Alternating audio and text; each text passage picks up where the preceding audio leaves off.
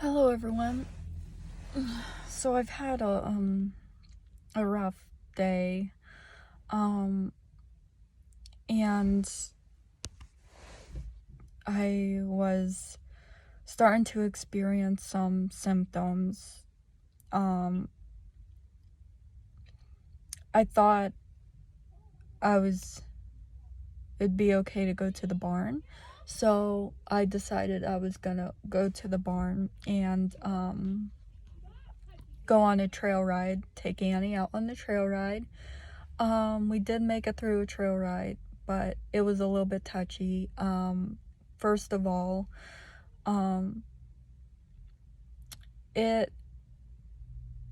she wasn't being headstrong or anything, or stubborn, or anything like that. She was just really spooky, today, and jumpy. And I got really anxious. And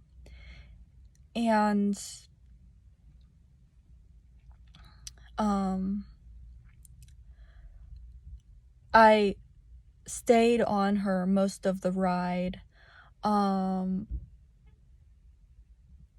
like the very end, where we were in the field, and she was just acting really spooky today. And I believe it's a normal thing because it's getting colder, and due to the change in the seasons, transitioning from fall to winter, horses tend to act really funny and spooky, and just kind of fresh, or kind of like haywire around this time, a little bit jumpy. So it's a normal thing for any horse to be that way this time of year. So I'm not too concerned about it, because I think it's normal, being this time of year and it getting colder and everything. And that's what I believe it was. But come to the end of our trail ride, we were still in the field, and I had decided it was too much for me, so I decided to get off of her. And so I led her all the way back to the barn, and it was quite a good walk. It was pretty far for me. So by the time I got back, my heart was racing and pounding. I was short of breath. And then I noticed my balance and coordination was pretty impaired. But I did manage to unsaddle, and I did manage to kind of like put her back and everything. But before driving out of there, I did take the time to rest some of it off, so I don't feel as bad as I was. But the reason why I'm making this video is to help you realize, this is why I use I use my wheelchair, because I literally can't walk far without bringing a lot of the symptoms out.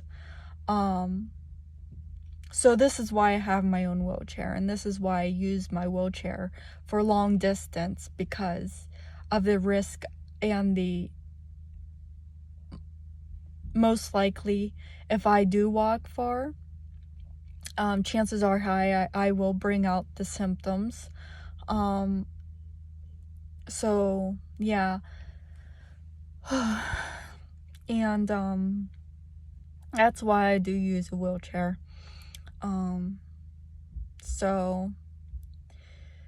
But I try to not let my disability get in the way of the passion for my horses, and I try to just brush it off, and I still try to go to the barn to mess with them and to ride and whatever, even though there's this thing in the back of my head saying, well, what if this happens? What if that happens? You know,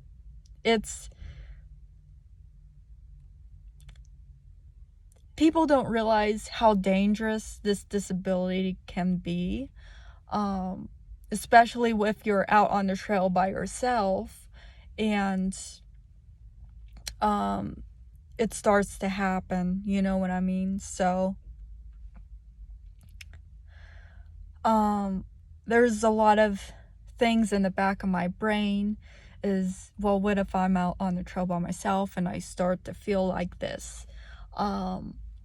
What do I do? You know what I mean? And a lot of other things that kind of make me anxious as to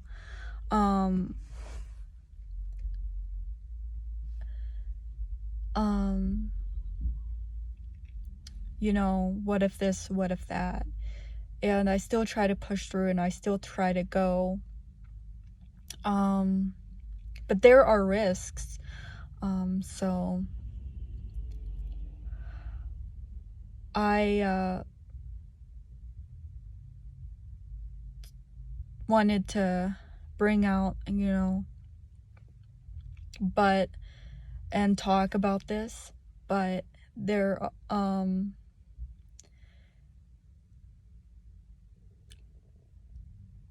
I try to not let it get in the way,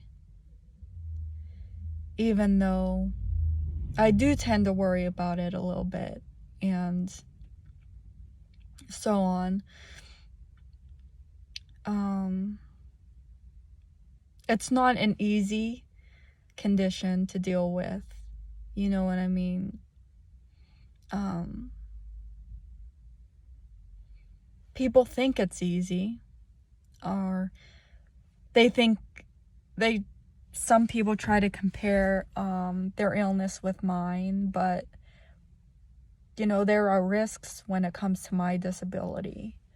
Being an unpredictable illness, and the fact it can happen anytime and you not even know about it. You could be by yourself and a lot of other different things, you know what I mean? These things are scary and can bring out a lot of anxiety, you know? It's not easy having an unpredictable type of illness. It's like having seizures, where you've got to always have someone with you, because of how dangerous a seizure can be and how unpredictable it can be. You not knowing when it's going to hit you. The same goes with the episodic ataxia symptoms, because it's in a way kind of similar, because it tends to be unpredictable, and the vertigo alone can be extremely debilitating and dangerous. And you gotta watch, let's say, driving and operating machinery and doing all these different things, dangerous activities when it comes to having extreme debilitating vertigo. And things like that. So syncope is another one. You don't know when you're gonna, let's say if you have a condition that involves syncope, you don't know when you're gonna pass out, and this could happen all of a sudden. So I mean, these are just examples I'm throwing out there because it may look invisible to the naked eye,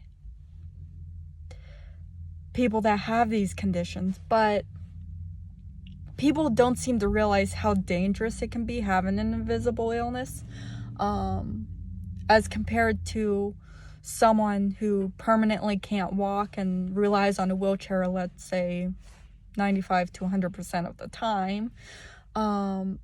So it's kind of like, it's really hard to say, but I wanted to make this video and I wanted to share with you about my day And I hope you're doing well today. I'll see you next time. Bye.